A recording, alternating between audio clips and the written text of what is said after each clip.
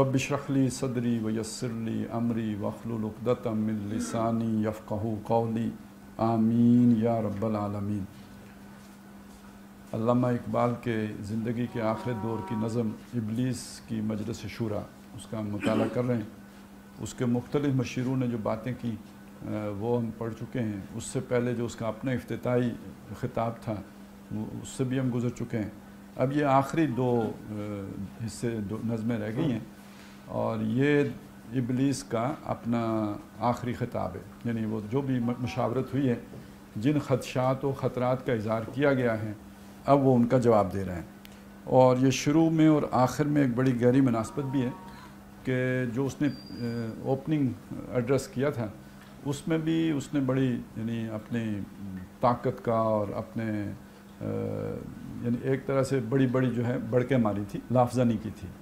और ये भी इसमें भी आपको नज़र आएगा कि वो उसी तरह अपनी बड़ाई बयान कर रहा है और बड़ी यानी कोई ख़तरे की बात नहीं है, बड़ा यानी एक चिल प्रोग्राम कि हमारे लिए कोई ख़तरात नहीं है। तो लेकिन ये कि ख़तरा तो था जिसके लिए मजलिस शूरा बुलाई गई थी। ख़तरा तो था कि ये जहाने काफ़ व नून जो है ये कहीं तय व बाला होने पे तो नहीं आ गया।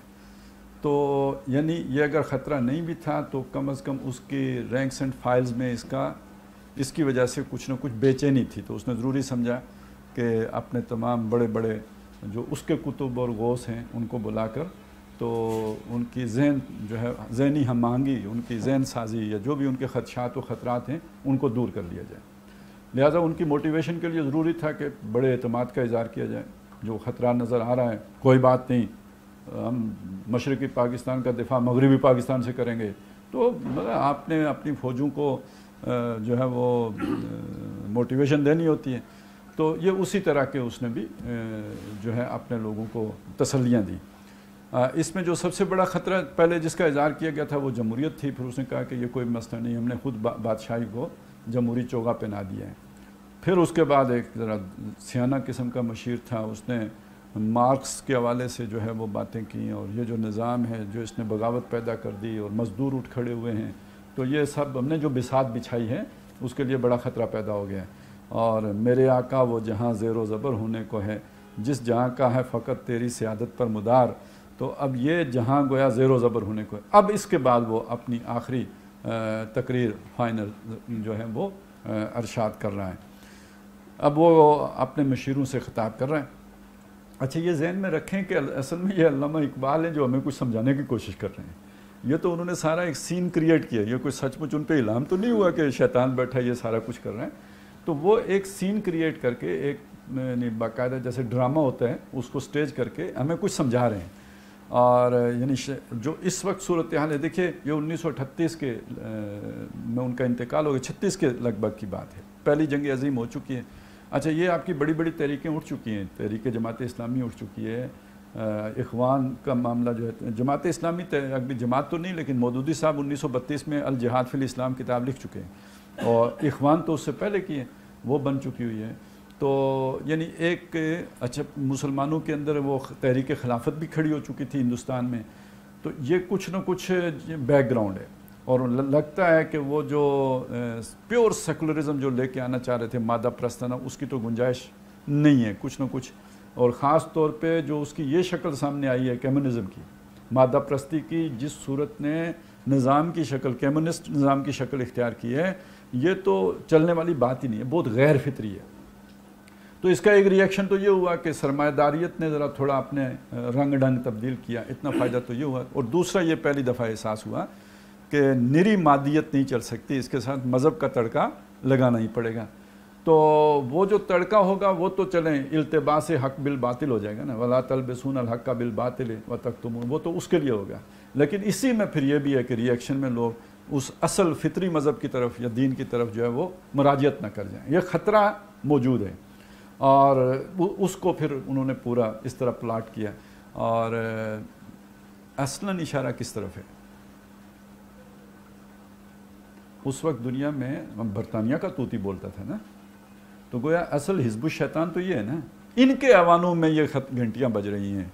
ये इबलीस पे रख के जो इकबाल समझा रहे हैं वो ये है कि बड़ा ख़तरा इनको महसूस हो रहा है। خیر اس کی طرف ہم آئیں گے، آگے میں آپ کے سامنے رکھوں گا پھر کیا اسٹریٹجی بنی ہے، کیسے اسے روکا گیا. تو ابھی یہ ذہن میں رکھیں کہ دوسری جنگ عظیم ابھی نہیں ہوئی ہے، پہلی جنگ عظیم ہو چکی ہے. اسلامی تحریکوں کا بھی آغاز گویا ہو چکا ہوا ہے، اور تحریک پاکستان 4 سال کے بعد شروع ہو رہی ہے وہ. لیکن یہ کہ آخر تحریک اٹھنے سے پہلے بھی تو اس کے کچھ آثار تو ہوتے ہی ہیں نا. تو یہ ہے وہ بیک گراؤنڈ کہ جس میں یہ ساری باتیں آئی ہیں، کیونکہ قائد اعظم تو اس دور میں بڑے زور شور سے علیحدہ ملک کی اور 2 قومی نظریے کی باتیں کر رہے ہیں. تو اب وہ اپنے جن لوگوں کو کچھ تھوڑا سا ہل گئے تھے یا کچھ تھوڑا اشکال لاحق ہو گیا تھا، ان کے سامنے پھر بڑکے مار رہا ہے کہ ہے میرے دستے تصرف میں جہان رنگ و بو. یہ جو جہان رنگ و بو، جس کو پہلے جہان کاف و نو کہا تھا، وہ تو اصل میں وہ بھی ایک خاص اس نے اشارہ کیا تھا. بہرحال یہاں پہ وہ جو اسے جہان رنگ و بو کہہ رہا ہے کہ یہ جو بو کلمونی ہے، ورائٹی ہے، یہ جو اس میں طرح طرح کی جو ہے آپ کو مختلف چیزیں نظر آتی ہیں جس سے اس کا حسن ہے. تو یہ جو جہان رنگ و بو ہے یہ میرے تصرف میں ہے. یہ سارے آپ کہتے ہو ایوولوشن ہوا ہے، یہ میں ان کو درجہ بدرجہ سنستدرجہم من حیث لا یعلمون، ہم ان کو چڑھا کے لے کے گئے ہیں جدھر سے یہ نہیں جانتے، لیکن یہ کہ ہم نے یہ ان کو سیڑھیاں چڑھائی ہیں. کیا زمین، کیا مہر و ماں، کیا آسمان تو بتو. اب یہ دیکھیں کتنی بڑی گپ ہے. یعنی وہ اب اس سے یہ سمجھ لیں کہ یہ جو ہمارے ہاں ایک تصور ہے نا کہ ہمیں کسی نے نہیں بنایا، ہم بن گئے ہیں، یہ کائنات خود بن گئی ہے، تو اس کے پیچھے یہ شیطانی سوچ ہوتی ہے. ایک تصور یہ ہے کہ بھئی یہ ایک خالق نے بنائی ہے، اور وہ جو تصور دے رہا ہے اور جو اس وقت دنیا کا تقریباً تصور بن چکا ہوا ہے وہ یہ ہے کہ یار یہ سارا خود بخود بن گیا. تو یہ خود بخود والا مسئلہ جو ہے، اور وما یہلکنا الا الدہر، یہ جو دہریت ہے یا جو یہ مادہ پرستی کی یہ جو مختلف صورتیں ہیں، اس کے پیچھے اصل میں خالق کا انکار ہے.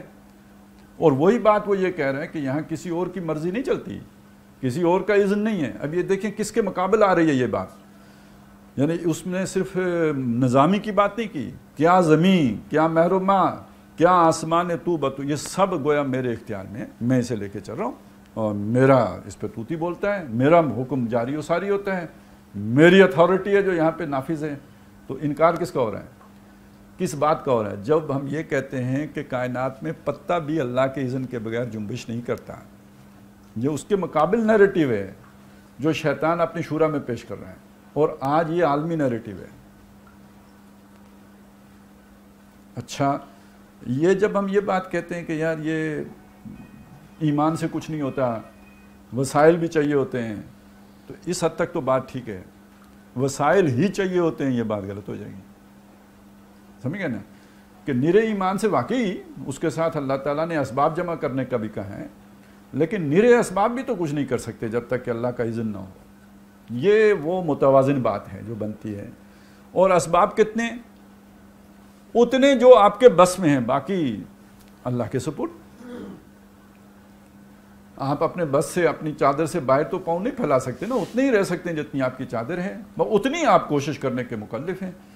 تو جو توکل کا یہ مطلب ہے کہ خنجر تیز رکھ اپنا، پھر انجام اس کی تیزی کا مقدر کے حوالے کر. تو اس حد تک وہ بات ہے. لیکن اس کی بات ذرا مختلف ہے، کہتے ہیں یہ سارا یہ ہمیں جی بے ساختہ ذہن کسی چیز کی طرف جاتا ہے. یہ اسرائیل کو شکست ہو گئی، پیچھے کون ہے؟ امریکہ کو نکال دیا نا، پیچھے کون ہے؟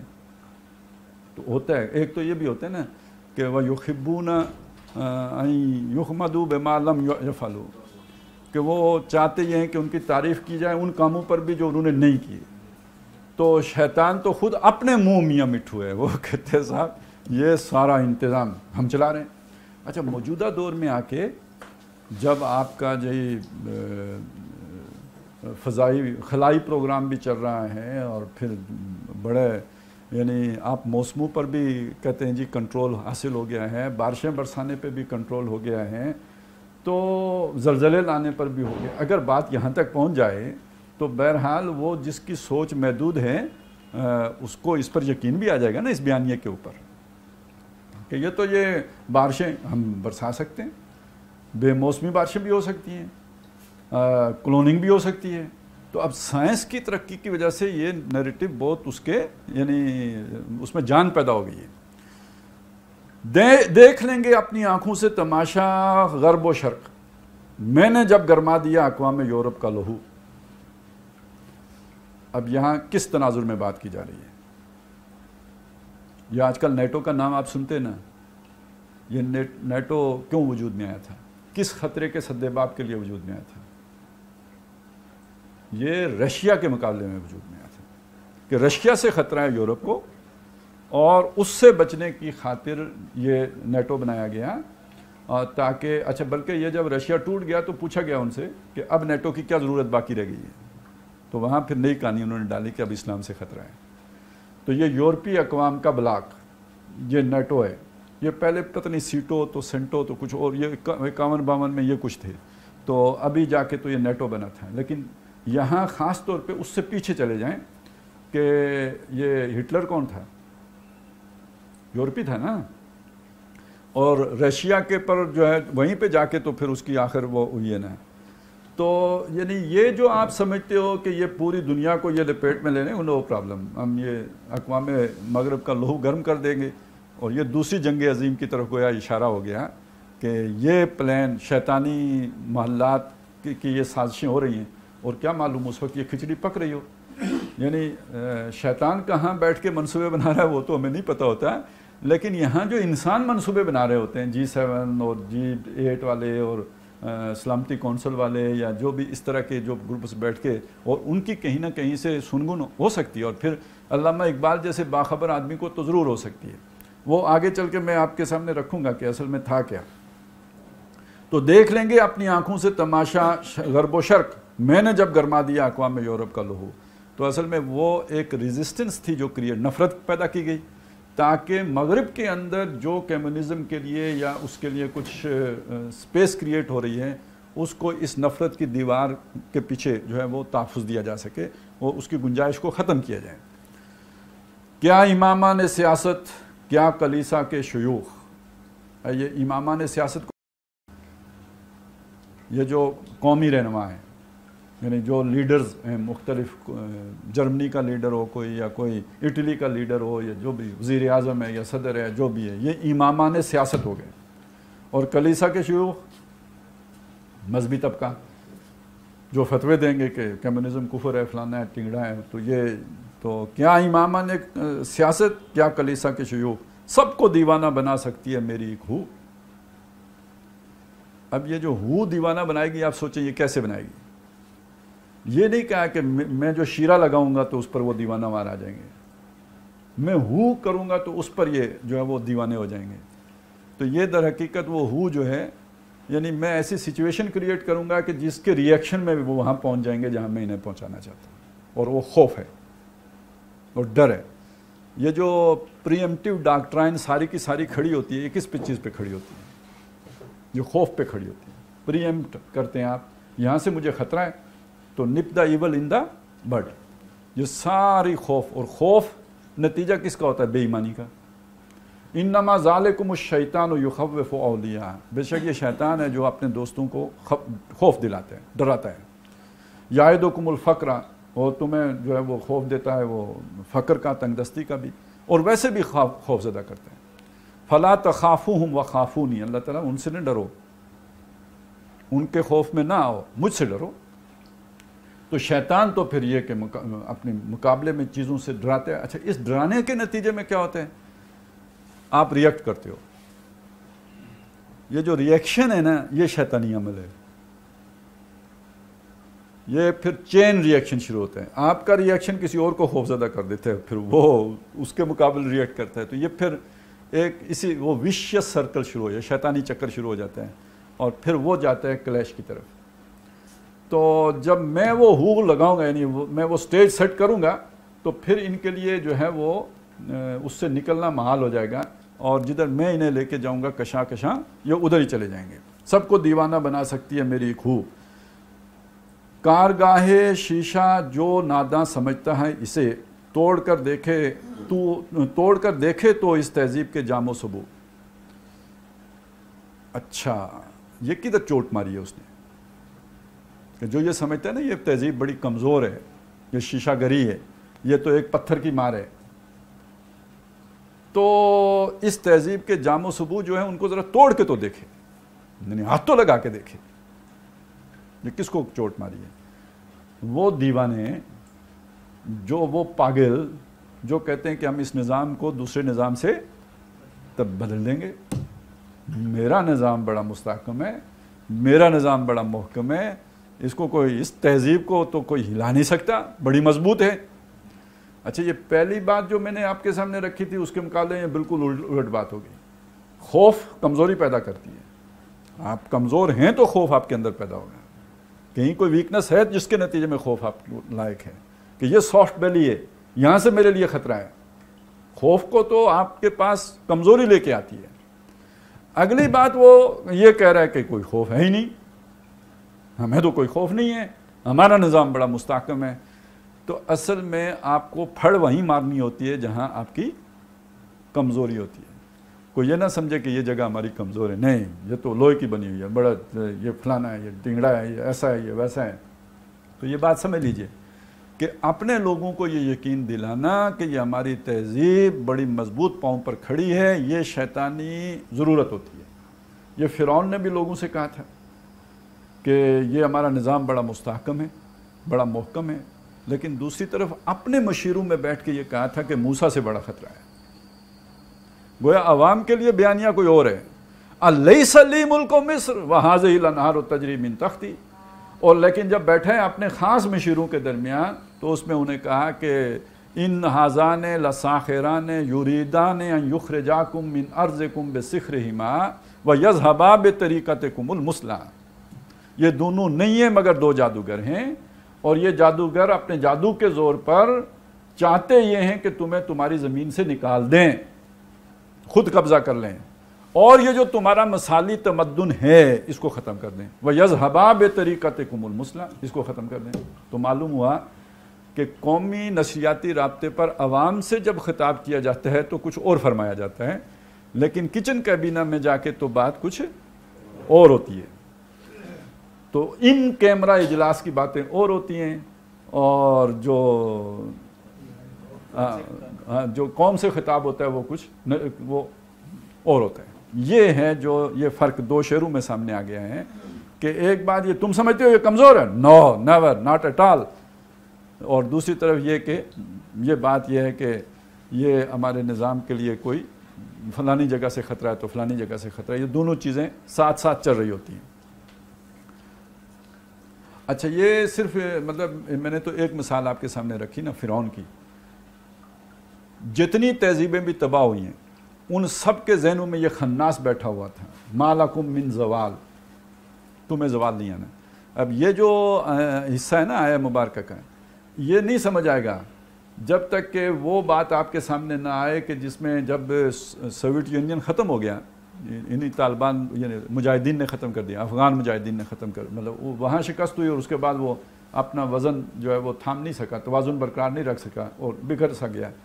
تو جب اس کی طاقت ٹوٹ گئی 1989 میں، تو پھر امریکہ میں بڑے شادیانے بجے، اور انہوں نے اس وقت یہ بات کہی کہ اینڈ آف ہسٹری۔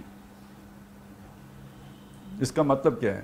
اب کوئی نیا موڑ نہیں آنا تاریخ میں، تاریخ اپنے کمال کو پہنچ گئی ہے، یعنی ہمارے نظام کا برحق ہونا ثابت ہو گیا ہے، اب اس کی جگہ کوئی نیا نظام نہیں آئے۔ اصل میں یہ تھیم تھا جس کے مقابلے میں کلیشز جو ہے نا، کلیش آف سویلائزیشن کی تھیوری آئی تھی کہ نہیں نہیں نہیں نہیں ابھی نہیں، ابھی خطرہ ہے اور یہ ہے اور وہ ہے، تو خطرے سے تو نکلنے نہیں دینا نا، تبھی تو لوگوں سے ٹیکس لینے ہیں، تبھی لوگوں کے ان کی شخصی آزادیاں جو ہے وہ ختم کرنی ہیں، تو خوف بھی دلانا ضروری ہوتا ہے، تو وہ اس کے بعد وہ چیز لے کے آئے گی۔ تو کہنے کا مقصد یہ ہے کہ یہ ما لکم من زوال، یہ نیریٹو بٹھایا جاتا ہے ذہنوں کے اندر کہ ہمیں قیامت تک قائم رہنے کے لیے ہیں، ہماری تہذیب، ہمارا تمدن، ہمارا ملک، ہم قیامت تک کے لیے رہنا ہے یا نہیں رہنا وہ ایک علیحدہ کہانی ہے، لیکن بتانا یہ ہوتا ہے تاکہ قوم تسلی کے ساتھ بڑی بڑی بلڈنگیں بناتی رہے، اسے کوئی خوف، کوئی خطرہ، کوئی ڈر، کوئی اندیشہ، کوئی زلزلہ، کوئی تباہی کسی کا کچھ بھی نہ ہو، نہ کسی جنگ کا ہو، بلکہ یہ سب قیامت تک کے لیے یہ ضرورت ہوتی ہے، تبھی تو لوگ پھر مطمئن ہو کے پوری طرح ایکٹیویٹ ہوتے ہیں۔ تو وہ چیز اس نے کہا کہ اگر تم یہ سمجھتے ہو کہ یہ بڑا کمزور ناتواں سا نظام ہے تو کوئی اس کے کوئی جام و سبو کو ہلا کے تو دکھائے نا مجھے. اب اصل میں اس نے یہ جو ساری بات یہ کہہ رہا ہے اس کے مقابلے میں کہہ رہا ہے, پھر ذہن میں رکھیں کمیونزم کے مقابلے میں, اب وہ پوری بات لے کے آیا کہ اس کمیونزم کے اندر کیا خامیاں ہیں کہ جس کی وجہ سے ہمارے نظام کو کوئی وہ گزند نہیں پہنچا سکتا. دست فطرت نے کیا ہے جن گریبانوں کو چاک, مزدقی منطق کی سوزن سے نہیں ہوتے رفو. اب یہ بہت ہی حکیمانہ بات ہے اور اس کو سمجھ لینا چاہیے کہ مزدقیت یعنی یہ جو ایک کوئی بہت پرانا فلسفی ہے, نبی صلی اللہ علیہ وسلم سے بھی پہلے کا, ایرانی جو مزدق اس کا نام تھا, وہ وہاں کا کوئی فلسفی تھا. اس زمانے میں اس نے اس کی رسائی وہاں تک ہوئی جہاں بعد میں مارکس پہنچا ہے کہ یہ دنیا میں جتنا فساد ہوتا ہے, دیکھیں یہ لڑائی جنگیں ان کو انسان پسند نہیں کرتا, اور یہ بات بھی صحیح نہیں ہے کہ اسلام پسند کرتا ہے. وہ تو یہ بات صحیح ہے کہ شہید کا بڑا مقام ہے, اللہ کی راہ میں مارے جانے والے کا بڑا مقام ہے, لیکن اللہ یہ چاہتے ہوں کہ جناب جنگ ہوتی رہے, یہ نہیں ہے. یہ تو بامر مجبوری ہے. یہ جب سیدھی انگلیوں گھی نہیں نکلتا تو اس عظیم تر مقصد کی خاطر اس کی اجازت دی گئی ہے. اور ویسے اگر آپ دیکھیں تو یہ اجازت بھی یہ اس حد تک بات ٹھیک ہے کہ آپ انیشیٹ نہیں کرتے ہو. ہاں اقدام انیشیٹو اس درجے میں ہوتا ہے کہ آپ نظام کو دکھاتے ہو, اسے تکلیف پہنچاتے ہو, لیکن یلغار تو اس کی طرف سے آتی ہے. یعنی نبی صلی اللہ علیہ وسلم نے بھی جنگ کا آغاز اس طور پر تو ضرور کیا کہ آپ نے کچھ دستے ادھر بھیج دیے ادھر بھیج دیے, باقاعدہ حملہ آور تو نہیں ہوئے. حملہ آوری اگر ہوئی ہے تو وہ ان لوگوں کی طرف سے ہوئی ہے. اور پہلے بھی جو خون ریزی ہوئی ہے مکے میں بھی, اگر کوئی شہید ہوا ہے, کسی پر ظلم کیا گیا ہے, تو وہ اس کا بھی آغاز انہوں نے کیا. وَهُمْ بَدَؤُوهَا أَوَّلَ مَرَّةٍ, انہوں نے اس کی آغاز کیا تھا, مسلمانوں نے تو اس کا آغاز نہیں کیا. اور دوسری بات یہ بھی ذہن میں رکھیں کہ قرآن مجید نے جہاں یہ بات کہی کہ قاتلوا الذین یقاتلونکم, لڑو ان سے جو تم سے لڑتے ہیں, تو اب اس میں بھی جو لڑتے ہیں ان سے لڑنے کی کہا گیا, اور پھر کہا گیا کہ ایسے نہیں لڑنا ہے, پھر جہاں ملے مارنا ہے ان کو, اور اسی طرح ہم ظالموں کو بدلہ دیتے ہیں. کذالک جزاء الکافرین, لیکن فإن انتہوا, اگر وہ باز آ جائیں, اگر وہ رک جائیں, وہ جنگ سے پیچھے ہٹ جائیں, تو پھر یہ کہ تم بھی فإن اللہ غفور الرحیم, اللہ بھی بخشنے والا مہربان ہے. اور آگے کہا فإن انتہوا فلا عدوان الا علی الظالمین, تو پھر نہیں ہے کوئی زیادتی مگر ظالموں پر. تو جب وہ ظلم سے باز آ جائیں تو پھر آپ بھی ان کے ساتھ صلح کر لو. اور وہ صلح کی, یعنی آپ تیاری کر کے چلے گئے اور عمرہ بھی نہیں کرنے دیا, لیکن صلح کی صورت پیدا ہوئی تو نبی صلی اللہ علیہ وسلم صلح کر کے آ گئے. تو اس حد تک یہ بات, یعنی یہ کوئی یہ بامر مجبوری ایک ناگزیر ضرورت کے طور پر ہے, اگرچہ کہ اس کا ثواب بہت بڑا ہے, لیکن یہ کہ وہ کوئی ماٹو نہیں ہے, وہ کوئی مشن نہیں ہے. اصل مقصد ہے وہ عدل کا قائم کرنا, اور وہ اگر تبلیغ سے ہوتا ہو تو پھر اس سے پھر بھی جنگ کرنا کوئی فرض تو نہیں ہوگا. اگر نوح علیہ السلام کی بات ان کی قوم مان لیتی تو پھر کیوں عذاب آتا ہے؟ تو اللہ خود کہتا ہے کہ میں عذاب بھیجنے میں یہ کیوں جلدی کر رہے ہیں, میں تو نہیں چاہتا کہ ان کے اوپر عذاب بھیجوں. تو جنگ تو عذاب کی صورت ہے, کافروں کے, مسلمانوں کے لیے تو آزمائش کی صورت ہے, کافروں کے لیے عذاب کی صورت ہے. اور اس عذاب کی پہلی قسط تھی فذالکم فذوقوا, یہ تو چکھو نا, یہ تو لو ابھی دستی, وہ جو غزوہ بدر میں ہوا ہے. اور وللکافرین عذاب علیم, آگے بھی کافروں کے لیے اور عذاب ہیں, اور وہ آتے رہے پھر ان پر یہاں تک کہ فتح مکہ ہو گئی. تو کافروں کے لیے وہ عذاب ہوتا ہے, مسلمانوں کے لیے وہ آزمائش ہوتی ہے, امتحان ہوتا ہے. تو اسی طرح یہ سمجھ لیجئے کہ جنگ کسی یعنی کوئی پسندیدہ شے نہیں ہے. تو اس نے جب دیکھا کہ یہ جنگیں ہوتی ہیں تو کیوں ہوتی ہیں, اس وقت تک بنیاد وہی تھی زن زر زمین. تو اس نے کہا یار ان چیزوں کو تمام لوگوں میں اگر مساوی تقسیم کر دیا جائے, یہ اصول بنا دیا جائے کہ کسی کے پاس دوسرے سے زیادہ نہیں ہوگا, تو لڑائی کا چکر ہی ختم ہو جائے گا. اصل میں حل میم مزید کی وجہ سے لڑائی ہوتی ہے نا, میرے پاس زیادہ ہوں اس وجہ سے جنگ ہو جاتی ہے. تو ہم اگر اصول بنا لیں کہ کسی کے پاس زیادہ نہیں ہوگا تو جنگ نہیں ہوگی, یہ اس نے فلسفہ پیش کیا تھا. اور اسی فلسفے کی پھر زیادہ جو وسعت کے ساتھ ظہور ہوا ہے وہ مارکس کی فکر میں ہوا ہے. یعنی یہ جو اشتراکیت, یعنی سب چیزیں تمام لوگوں میں مشترک ہو جائیں, ایکولی ان میں تقسیم ہو جائیں۔ اب اس کے مقابلے میں شیطان کہ یار یہ انہوں نے جو شے بنائی ہے یہ فطرت کے اصولوں کے خلاف ہے، یہ فطرت کے اصولوں کے خلاف ہے کہ دست فطرت یعنی جو اللہ کا نظام ہے، اس نظام میں آپ دیکھیں کوئی مرد ہے تو کوئی عورت ہے، یہ برابر کیسے ہو سکتے ہیں؟ کوئی عقل مند ہے اور کوئی احمق ہے۔ وہ ڈاکٹر اسرار احمد ایک مصرع سنایا کرتے تھے، میں مصرع نہیں، میرا خیال کوئی کہاوت ہے کہ میں بھی رانی تو بھی رانی، کون بھرے گا پانی؟ تو اب سب کو اگر آپ رانیاں بنا دیں گے تو پانی کون بھرے گا؟ اور سب بادشاہ بن جائیں گے تو مزدوری کون کرے گا؟ یہ تو اللہ کا نظام ہے کہ اللہ تعالیٰ نے کسی کو وسائل زیادہ دیے ہیں، اس سے کوئی اور قسم کا کام دیا ہے، باقی لوگوں کے ذمے جو ہے وہ چھوٹے کام لگا دیے ہیں، کسی نے مزدوری کرنی ہے، کیونکہ مزدوری بھی تو آخر کسی نے کرنی ہے نا، یہ سڑکیں بھی تو کسی نے بنانی ہے نا، اور اگر سارے ہی سڑکیں ہی بنائیں تو ملک کون چلائے گا؟ تو اس اعتبار سے جیسا ہمارا جسم ہے نا، کوئی چلنے والے پاؤں ہیں، پکڑنے والے ہاتھ ہیں، دیکھنے والی آنکھیں ہیں، سوچنے والا دماغ ہے، ہر ایک خاص تناسب کے ساتھ ہے اور پورا مل کے ایک اکائی بنتی ہے، سب مل کے ایک اکائی بنتی ہے۔ اسی طرح انسانی معاشرہ ہے، اس کے اندر اللہ نے کچھ ذہین لوگ رکھے ہوتے ہیں، کچھ قابل لوگ رکھے ہوتے ہیں، کچھ منتظم رکھے ہوتے ہیں، کچھ جو ہیں جن کو اللہ تعالیٰ نے ذرا ذہنی طور پر کمزور بنایا ہوتا ہے لیکن جسمانی طور پر بڑی طاقت دی ہوتی ہے، تو یہ سب مل کے اپنی اپنی جگہ پہ فٹ ہو جاتے ہیں۔ یہ مزدوری پہ فٹ ہو گیا، وہ ہم کہتے ہیں انٹیلیجنشیا میں چلا گیا، انہوں نے جو ہے وہ کار حکومت سنبھال لیا۔ یہ ہے کہ جو اللہ کا نظام، یہ دست فطرت نے یہ جو گریبان چاک کیا ہے، یہ اونچ نیچ پیدا کر دی ہے۔ اور اب اس کو اگر آپ جوڑیں امتحان کے ساتھ، تو میرا امتحان اتنا جتنی میری صلاحیت، لا یکلف اللہ نفسا الا وسعہا، میں جو ہے وہ مزدوری کر سکتا ہوں، میرا اتنا ہی امتحان ہے۔ جس کو اللہ تعالیٰ نے جو ہے اس سے آگے کوئی صلاحیت دی ہے، اس کا امتحان وہ ہوگا، اس کی سطح کا ہوگا، اس حساب سے اس سے جو ہے وہ باز پرس ہوگی۔ تو یہ ہے کہ جو اللہ تعالیٰ نے اس دنیا کے نظام کو چلانے کے لیے یہ اونچ نیچ کا سلسلہ بنایا ہے، اس کو یہ ختم کرنا چاہتے ہیں۔ یہ شاعرانہ خیال تو ہو سکتا ہے، یہ ایک خیالی جنت کی بات تو ہو سکتی ہے، یہ چلنے والا نظام، یہ پریکٹیکل نہیں ہے۔ تو اس سے ہمیں کوئی خطرہ نہیں۔ کب ڈرا سکتے ہیں مجھ کو اشتراکی کوچہ گرد؟ کوچہ یہ گلی شلی اور اس کی گردش کرنے والے، یعنی یہ جو مٹر گشت کرنے والے ہیں، یہ کب مجھے ڈرا سکتے ہیں؟ یہ پریشان روزگار، آشفتہ مغز، آشفتہ ہو، یعنی یہ جن کا یعنی یہ دیوانے قسم کے لوگ، مجنون، پاگل، اور نہ سر ہے نہ پیر ہے اور لوفر لفنگے، ان سے کوئی خطرہ نہیں ہے۔ اب آ گئی اگلی وہ بات جو اصل بات ہے۔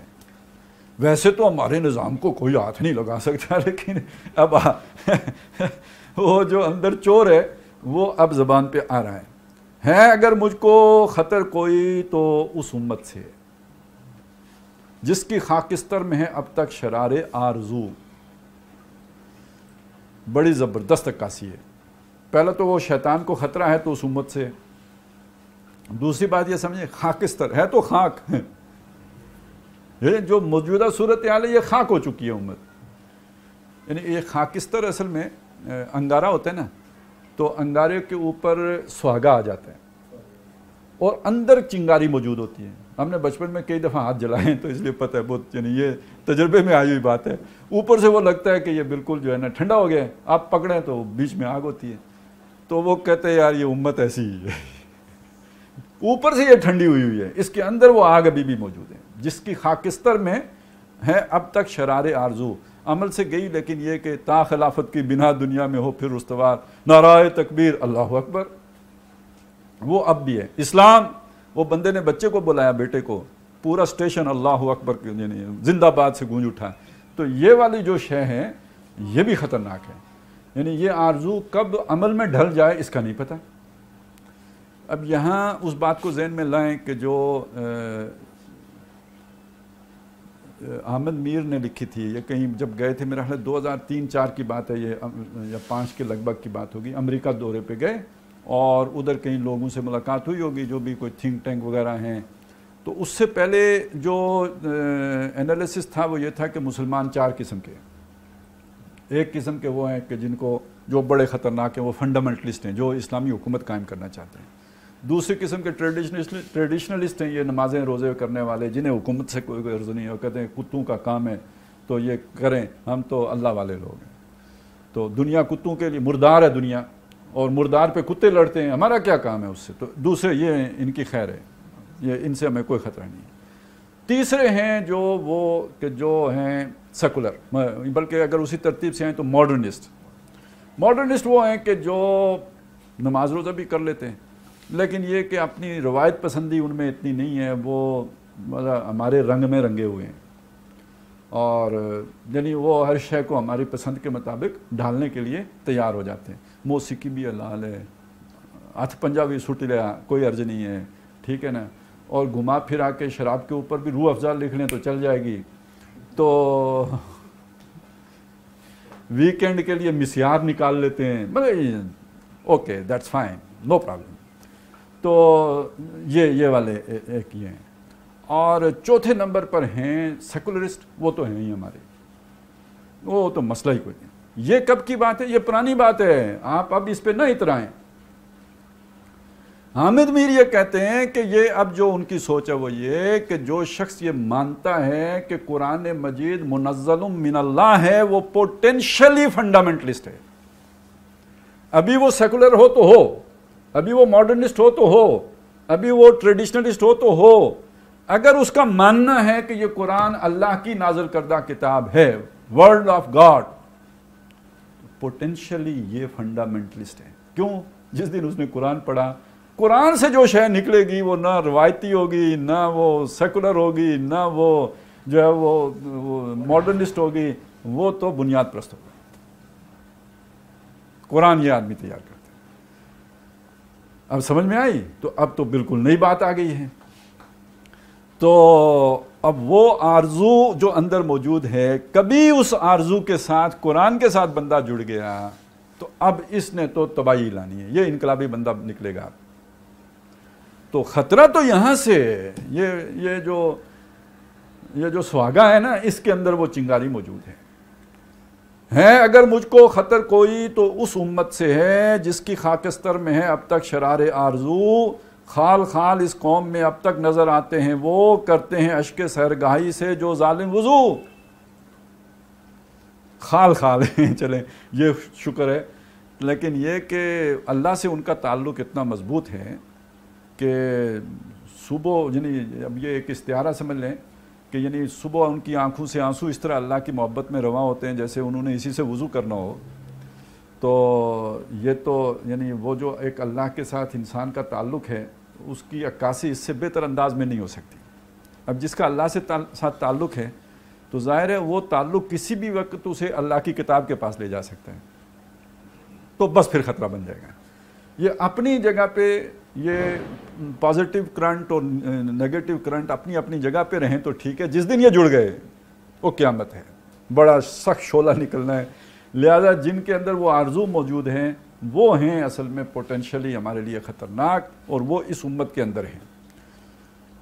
جانتا ہے جس پہ روشن باطن ایام ہے, مصدقیت فتنہ فردہ نہیں اسلام ہے.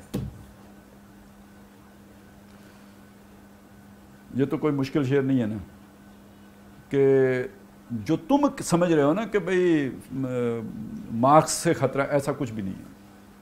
مارکس ہمارا کچھ نہیں بگاڑ سکتا, لیکن اگر کوئی بگاڑ سکتا ہے تو وہ اسلام ہے. یہ کب؟ 1936. اور میں نے آپ کو شروع میں یہ بات بتائی کہ وہ کوئی الہام کی بات تو نہیں ہے نا, یہ سوچ و فکر کی بات ہے, یا یہ کہ کچھ معلومات ہوں گی. اب میں ذرا تھوڑا سا تاریخ کے ساتھ آپ کو جوڑنا چاہتا ہوں اس معاملے میں. وہ جو ہے نا تاریخ دان کیا ہے, ٹائم بھی ہے, اس نے کب یہ بات کہی تھی کہ مستقبل میں خطرہ میں اسلام سے ہے, کمیونزم سے نہیں ہے. میرے خیال میں 50-55 کے لگ بھگ تو وہ مر بھی گیا تھا, مجھے اسی دور میں وہ مر گیا, تو اس سے پہلے ہی کہی ہوگی. اور یہ کون سا دور ہے جی؟ یہ کمیونزم کے عروج کا دور ہے، لیکن ٹائم بھی کو نظر آ رہا ہے کہ یہ ہمارے لیے خطرہ نہیں ہے. تو یہ تو ویسے ہی بات ہوئی، یہ کوئی سچ مچ بات ہے. اچھا، جب آپ کو خطرہ آپ نے آئیڈینٹیفائی کر لیا تو تدارک کی بھی کوئی کوشش کریں گے یا نہیں کریں گے؟ تو کیا کی ہوگی؟ یہ دوسری جنگ عظیم کے بعد یہ نیشنلزم، ان تازہ خداؤں میں بڑا سب سے وطن ہے، جو پیرہن اس کا ہے وہ مذہب کا کفن ہے، اس امت کو 58 ریکگنائزڈ فرقوں میں تقسیم کرنے والی شے یہ نیشنلزم ہے. اور اس نیشنلزم کی برکت ہے کہ سب سے پہلے میں، سب سے پہلے ہم، سب سے پہلے فلانا. امت کا تصور مٹاؤ، تم امت کے ٹھیکیدار ہو.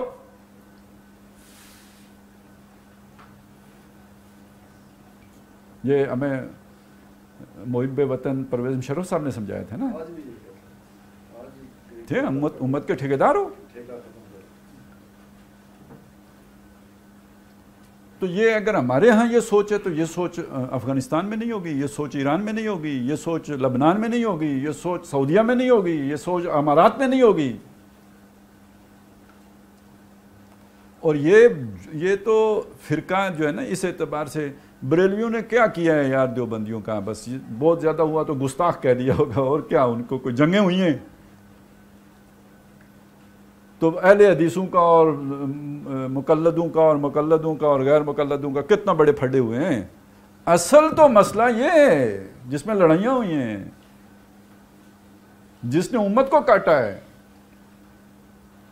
اور پہلے سے ہی شروع ہو گیا تھا. یہ ظاہر ہے یہ عرب نیشنلزم کی تو وہ پہلی جنگ عظیم کا آغاز کا سبب وہ بنا تھا نا، یعنی اس کے ساتھ ہی یہ جو خلافت کے خاتمے کی بنیاد تو اس نے رکھی تھی. تو اسی طرح سمجھ لیجئے کہ یہ پھر سارا باقاعدہ اس ایجنڈے کے تحت ہوا ہے. نیو ورلڈ آرڈر 1990 کی، اس سے پہلے ہی ایک ورلڈ آرڈر آ چکا ہے. ایک ورلڈ آرڈر اس سے پہلے ہے، 45 سے پہلے کا ورلڈ آرڈر ہے. وہ تو یہ برطانیہ کی کالونی ہے، تو یہ فرانس کی کالونی ہے، تو یہ پرتگال کی کالونی ہے. اور نیو ورلڈ آرڈر جو اس وقت ورلڈ آرڈر آیا اس میں یہ سارے واپس چلے گئے، اور یہ نیا ورلڈ آرڈر جو لے کے آئے وہ ورلڈ آرڈر تھا عالمی مالیاتی ورلڈ آرڈر. اس کے ذریعے سے پھر اب IMF آ گیا، ورلڈ بینک آ گیا، اور ساتھ یہ نیشنلزم آ گیا. اس میں ایک ملک غلط بن گیا، باقی سارے ٹھیک بنے. پاکستان وہی خاکستر میں کہیں آرزو تھی تو لا الہ الا اللہ، وہ ویسے بھی جیسا تیسا لا الہ الا اللہ تھا، لیکن یہ کہ وہ اس رنگ و نسل پہ نہیں بنا، لا الہ الا اللہ پہ بن گیا. 1967 میں نہیں کہہ دیا اس نے بن گوریان نے. اچھا یہ تو خیر 67 تو بہت بات کی بات ہے. سب سے پہلے مسلمان حکمرانوں نے اس تصور کے اوپر تانہ زنی شروع کی ہے. مطلب یہ کوئی مصر کا تھا، پتہ نہیں جمال عبد الناصری تھا یا کوئی اس کا کوئی آگے پیچھے تھا، کہ جس نے یہ بات کہی تھی کہ یار یہ اسلام تو نازل ہوا تھا مکہ مدینے میں، لیکن پاکستانیوں کا جذبہ دیکھ کے تو لگتا ہے یہ ہندوستان میں نازل ہوا تھا. یعنی ان کو بھی اس اسلام سے تکلیف تھی، عربوں کو تھی. اور یہ آپ کو سعودی تعلقات کے اندر بھی اس طرح کی چیزیں مل جائیں گی، اس طرح کے تبصرے مل جائیں گے، جب تک ہم نے قصہ ماضی نہیں کیا تھا. وہ تو 1956 میں آئین بن گیا، تو 58 میں آپ نے مارشل لا لگا کے پھر اس کا کام ختم کر دیا. وہ جس مقصد کے لیے وہ ساری ڈیولپمنٹ تھی، اور ساتھ ہی جن کو زیادہ کیڑا تھا ان کو آپ نے کہا چلو موصلی ہور جاؤ، تمہاری ہمیں ضرورت نہیں ہے. اور پاکستان یہ ہم تو گولے مار رہے ہیں نا آج. اس پاکستان کے بننے میں اس خطے کا کیا کردار ہے؟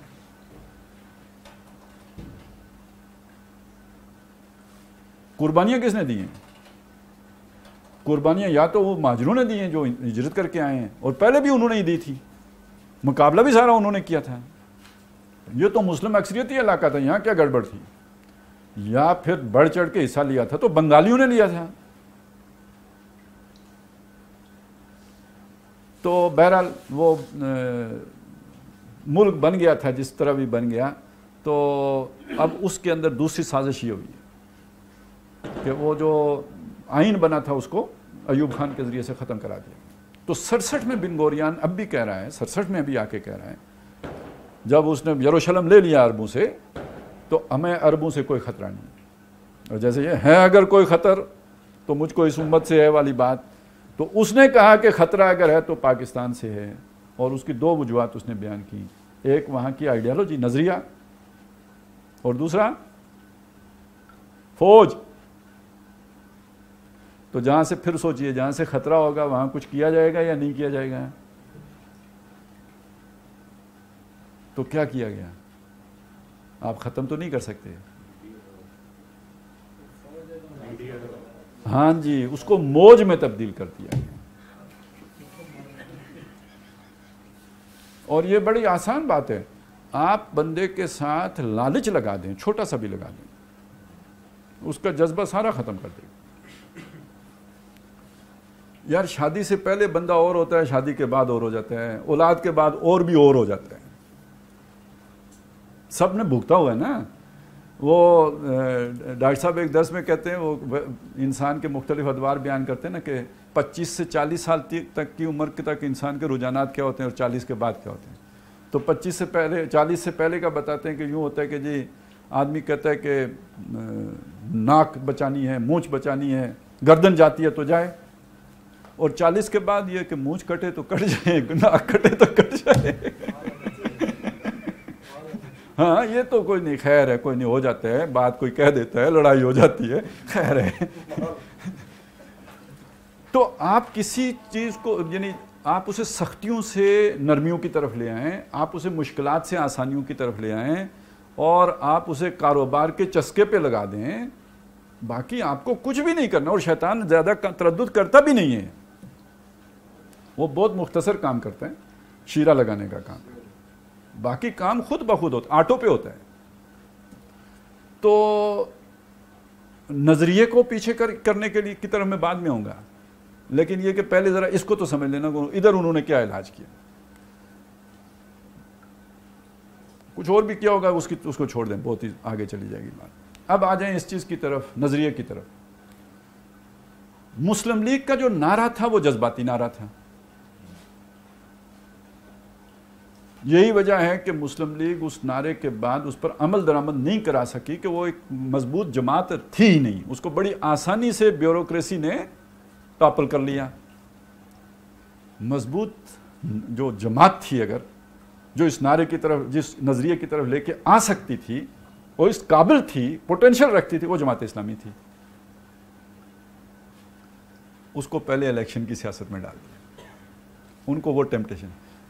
مجھے یہ سن کے نا، وہ مطلب اس پورے فنامنن کو دیکھ کے تو وہ واقعہ یاد آ جاتے ہیں جو ایک نیک آدمی کے تلبیس ابلیس میں نقل کیا علامہ ابن جوزی نے، کہ ایک نیک آدمی تھا، اسے شرک سے بڑی نفرت تھی اور اس کے محلے میں شرک ہوتا تھا. بڑی کوشش کی، نہ رکا. کوئی درخت تھا جس کو لوگ پوجتے تھے. اس نے ایک رات طے کیا کہ میں اس درخت کو کاٹ دوں گا، تو بانسی نہیں بچے گا. تو بانسی کدھر؟ وہ رات کو گیا، اب کوئی نہیں دیکھ رہا. شیطان نے بھی دیکھا بھائی یہ تو درخت ہو گیا، تو شیطان خود آ گیا اس کے مقابلے میں. ان کی لڑائی ہوئی اور اس اللہ والے نے ایک ہی حلے میں شیطان کو زیر کر لیا. اب شیطان نے مذاکرات شروع کیے. اب مذاکرات شروع ہوئے اور اس نے کہا کہ دیکھیے یہ طریقہ نہیں ہے، یہ زبردستی نہیں کرتے، یہ ڈنڈا نہیں چلاتے، طالبانائزیشن صحیح عمل نہیں ہے. آپ ایسا کیجئے کہ لوگوں کو سمجھائیے، انہیں قائل کیجئے. وہ اپنی مرضی سے شرک چھوڑ رہے ہیں تب اصل بات ہے نا. یہ ڈنڈے کے زور پر شرک چھوڑوانا کون سا انسانوں کا کام ہے؟ اللہ نے نہیں ڈنڈا چلایا، آپ کیوں چلاتے ہیں؟ مذاکرات ہیں، پھر اس میں تو ہر طرح کے دلائل آئیں گے. تو اس نے کہا میں نے بہت کوشش کی ہے، میں نے لوگوں کو سمجھایا، لوگ مانتے ہیں. انہوں نے کہا آپ نے کوشش غلط طریقے سے کی ہے، میں آپ کو صحیح طریقہ بتاتا ہوں. مینجمنٹ ہم سے سیکھیں، ایڈمنسٹریشن ہم سے سیکھیں، ہم آپ کو جو ہے وہ پرووائڈ کرنے کے لیے جو ہے سروسز تیار ہیں. طریقہ یہ ہے لوگوں کو کچھ کھلائیں پلائیں، کچھ پیٹ سیوا کریں ان کی، اور کچھ انہیں فیسیلیٹیٹ کریں، پھر آپ بات کریں گے تو آپ کی بات کو کوئی سنے گا. یہ سکا نہیں چلتا تبلیغ خان، آپ کیا کر رہے ہیں؟ تو اس نے کہا یار میں تو اللہ والا بندہ ہوں، میرے پاس میں نے کون سا کوئی ملک ریاض کے ساتھ پارٹنرشپ کی ہوئی ہے. تو اب اس نے کہا کہ بھائی دیکھیں آپ پریشان نہ ہو، اس مسئلے میں آپ پریشان نہ ہو. آپ ایک ارادہ باندھ کے رات کو سویا کریں کہ مجھے اتنے پیسے چاہیے, صبح سرانے کے نیچے سے اتنے پیسے نکل آئیں گے. میں نے کہا ٹھیک ہے, یہ بات کر کے دیکھ لیتے ہیں. اچھا جی, وہ پہلی رات کو سوئے, بھائی اتنے پیسے, کل دیگ پکانی ہے, لوگوں کی دعوت کرنی ہے, ختم شریف, تو اتنے پیسے چاہیے ہوں گے. اب انہوں نے صبح دیکھا تو اتنے پیسے موجود تھے, IMF, ورلڈ بینک, پیسے آ گئے. اچھا جی, پیسے آ گئے, آپ نے نیکی پھیلائی. اب دیکھیں نا, ہم نے بھی اسٹریٹجک ڈپتھ ادھر ڈھونڈی ادھر ڈھونڈی, کیا کچھ نہیں کیا, اس میں بھی بڑی نیکیاں پھیلائیں اور واقعی لوگوں پر اثر ہونا شروع ہو گیا. چلتے رہے, کچھ عرصے کے بعد پیسے نہیں آئے, جھنڈی ہو گئی, امداد بند ہو گئی. تو ان کو پھر غیرت آئی, اگلے دن پھر کلاڑا لے کے رات کو پھر چل پڑے. اب پھر شیطان آیا, مقابلہ ہوا, اول حلے میں موحد صاحب تھلے تو شیطان ہوتے. بڑے حیران ہوئے. اب انہوں نے مذاکرات کیے. نہیں, بات ہمیشہ مذاکرات سے طے ہوتی ہے, میدان جنگ میں تو کچھ نہیں طے ہوتا, مذاکرات ہوئے. تو انہوں نے کہا کہ جی مجھے یہ بات سمجھ نہیں آئی کہ یہ پہلے تو میں جیت گیا تھا, ابھی آپ جیت گئے ہیں, یہ کیا چکر ہے. کہا جی پہلے آپ جا رہے تھے اللہ کے لیے, اب پیسوں کے لیے. شیطان بھی سچی بات بتا دیتا ہے, مطلب اتنا کمینہ نہیں ہے, بتا دیتا ہے. وہ بتا دی, پہلے آپ جا رہے تھے اللہ کے لیے, اب آپ جا رہے تھے پیسوں کے لیے, فرق تو یہ پڑ گئے ہیں. تو بہرحال کہنے کا مطلب یہ تھا کہ یہ جو ہمارے ساتھ بھی کچھ ایسا ہی ہوا ہے کہ پہلے ہم جو ہے نا وہ کسی اور طرح سے لے کے جا رہے تھے, پھر رفتہ رفتہ بات یہاں تک پہنچ گئی, تو اب ہمیں ہو گیا ٹھینگا, ہمارا سرانے کے نیچے سے اب کچھ نہیں نکلتا. آپ نے دیکھا ہے نا. اور عجیب بات یہ ہوئی ہے, یہ اللہ کے فیصلے بیک وقت دونوں جانب سے ہوا ہے. یعنی اس سے پہلے ہمارے جو مہارت تامہ تھی وہ ڈبل گیم تھی. یعنی جیسے سمیع اللہ کا مقابلہ ہاکی میں نہیں ہو سکتا تھا, اس میدان میں کوئی ہمارا مقابلہ نہیں کر سکتا تھا کہ ڈبل گیم کیسے کرنی. اور بڑے بڑے گیمرز کو ہم نے گیم کر دی. لیکن اب بیک وقت وہ جیسے ہوتا ہے نا بھائی, جب وہ فنکار کے ہاتھ سے رسی نکلتی ہے تو ساری رسیاں اکٹھی ہی نکلتی ہیں, پھر کوئی باقی پیچھے نہیں بچتی. تو وہ سرانے کے نیچے ہاتھ پھیرتے ہیں تو نہ چائنا سے ڈالر آ رہے ہیں نہ امریکہ سے, دونوں نے ایک ہی وقت میں ہاتھ اٹھا دیے, بیک وقت ہم سے آگے ہی حاصل کر لی. تو اب آگے ہم مشکل میں, وہ جو جس سے خطرہ تھا وہ یہاں پہ پہنچ گیا. لیکن میں اب آپ کو واپس لے کے جا رہا ہوں کہ جماعت اسلامی کو پہلے تو لگایا اس کام پر. اب جب وہ برسات آنا شروع ہوئی ہے سرانے کے نیچے, تو جن کے پاس آ رہی تھی مکھن تو کھایا انہوں نے,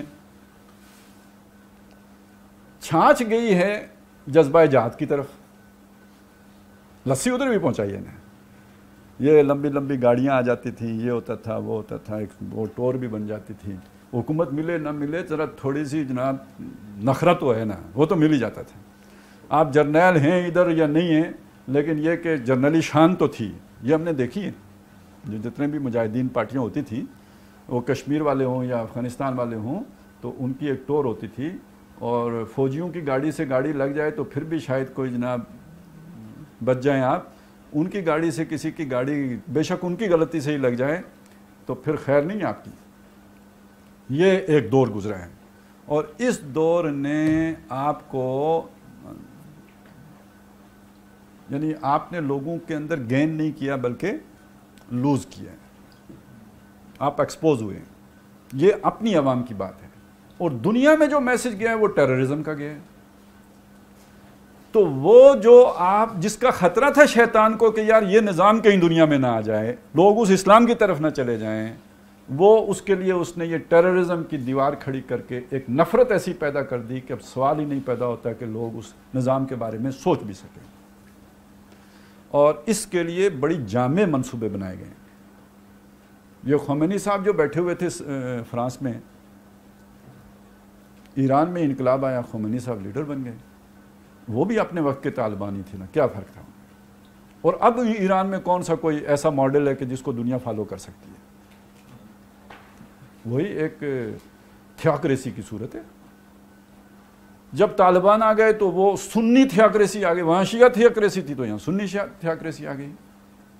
کوئی سسٹم آف سوشل جسٹس تو نہیں آیا. اس مقصد کے لیے تو پاکستان بنا تھا. لیکن وہ سارے لوگ کہ جو اس مقصد کے لیے جنہیں کوشاں ہونا چاہیے تھا وہ جا کے بریکٹ ہو گئے طالبان کے ساتھ.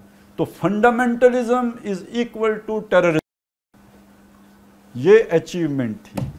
جس خطرے سے ٹائم بی نے متنبع کیا تھا، جس خطرے سے شیطان اس شورا میں بیٹھ کے متنبع اصلاً اقبال متنبع کر رہے ہیں کہ مسلمانوں تمہارے خلاف منصوبے بن رہے ہیں تو ہوشیار رہنا.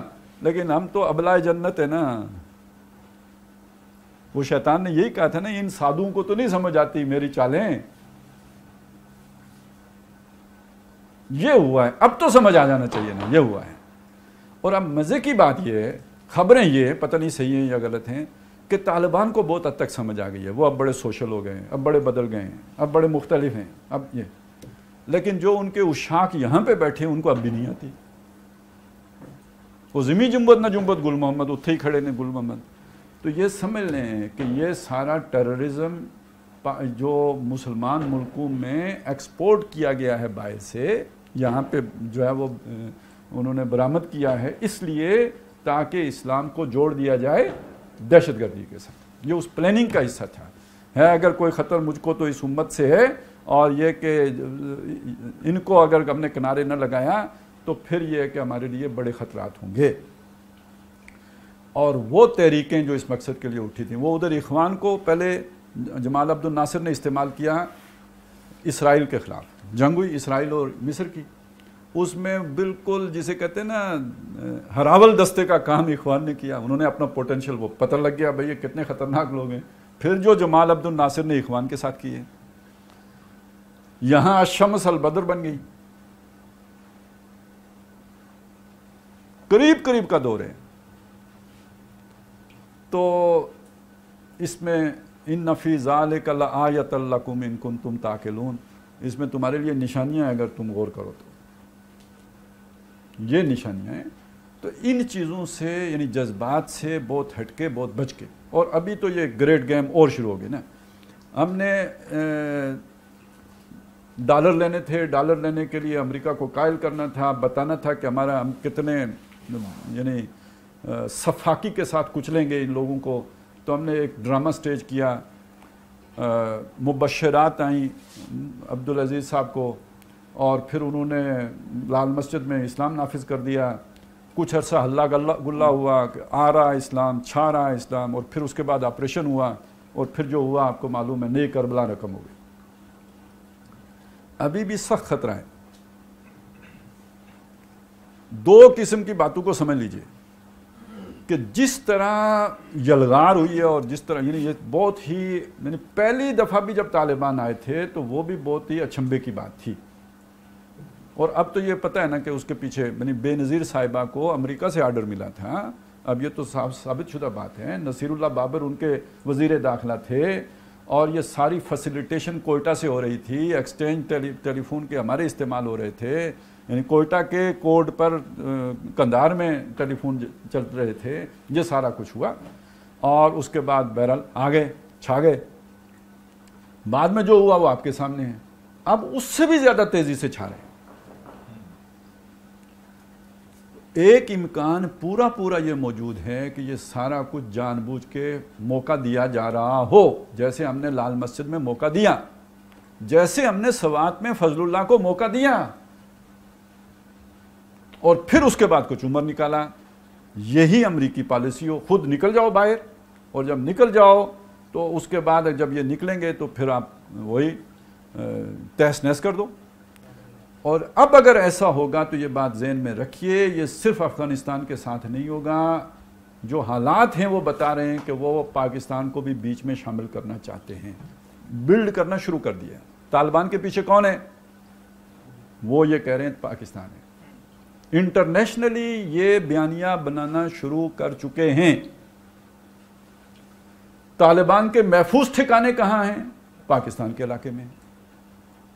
ایک طرف یہ بنا رہے ہیں، دوسری طرف پاکستان کے حوالے سے یہ بھی کہ بھئی جو ان کے لوگ ادھر ادھر بیٹھے ہوئے ہیں، وہ وقاص گورایا ہے، یہ جناب کوئی راشد صاحب ہیں، ایک نواز شریف ہے، ان کی جانوں کو خطرہ ہے. بھئی ان کو کون مارے گا؟ ریاست پاکستان، اس سے خطرہ ہے نا. جو رائے عامہ بنائی جا رہی، انٹرنیشنل رائے عامہ، اور اس کے ساتھ ساتھ جو ہے وہ بس کوئی ایک آدھ واقعہ اور کر کے تو پھر وہ ساری چیز ہو جائے گی. تو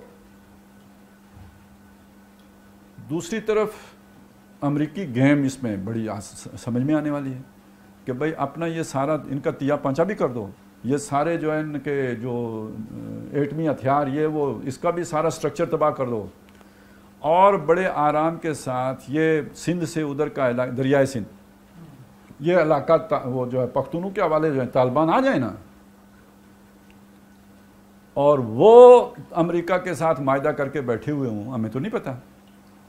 5 سال مذاکرات ہوئے ہیں، مذاکرات، ابھی جو مذاکرات میں نے آپ کو، ان کے سرانے کے نیچے سے کیا نکلے گا ہمیں تو نہیں پتا نا.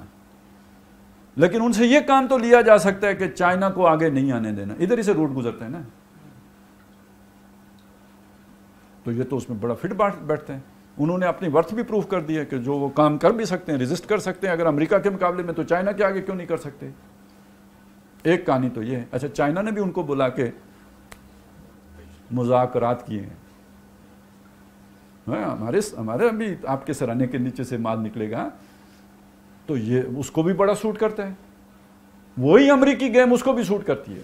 ٹھیک ہے، یہ سارا علاقہ وہ لے لیں، یہ تو پھر 2 نمبریاں کر دیتے ہیں. چائنا دکھا کے امریکہ چلے جاتے ہیں، جو ہی ادھر سے جھنڈی لہراتی ہے تو یہ ادھر دوڑ جاتے ہیں.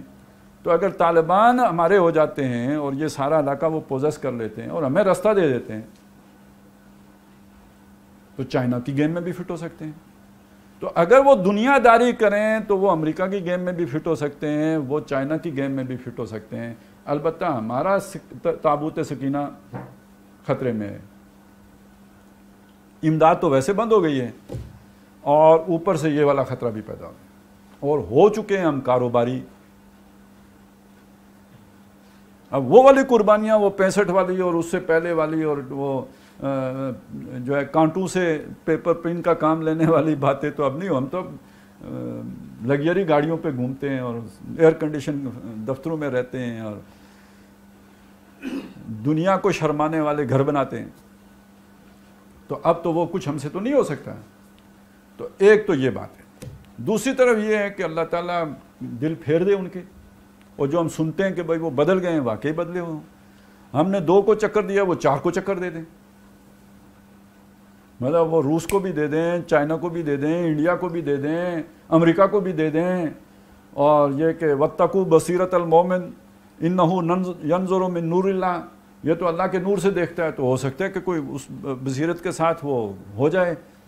اور ایسی صورت میں بہرحال یعنی اس وقت اس خطے کی جو کیا کہتے ہیں قسمت ہے نا، وہ جا اٹکی ہے کابل. اب وہاں سے ایشیا کا فیصلہ ہونا ہے، دس وے اور دیٹ وے.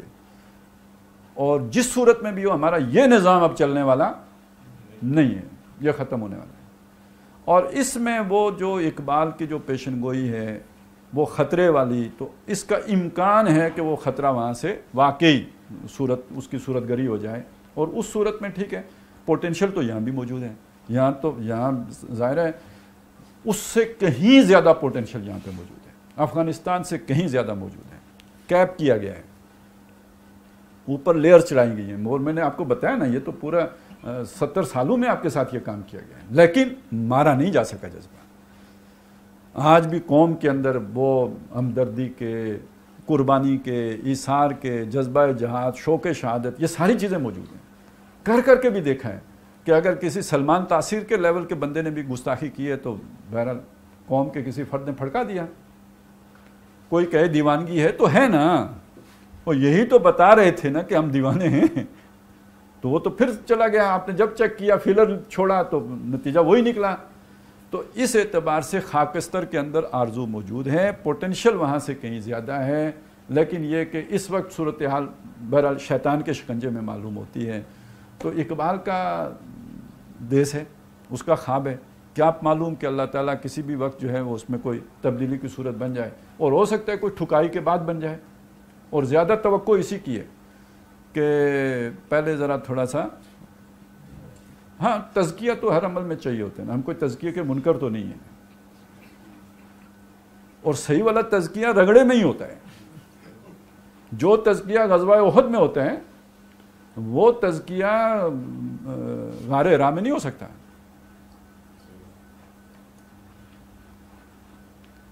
تو تزکیہ اللہ تعالیٰ فرمائے گا، وہ اب سر پہ آ گیا. تو اب دیکھتے ہیں کہ تزکیے والے اپنا کتنا تزکیہ کراتے ہیں. تو یہ ہے جناب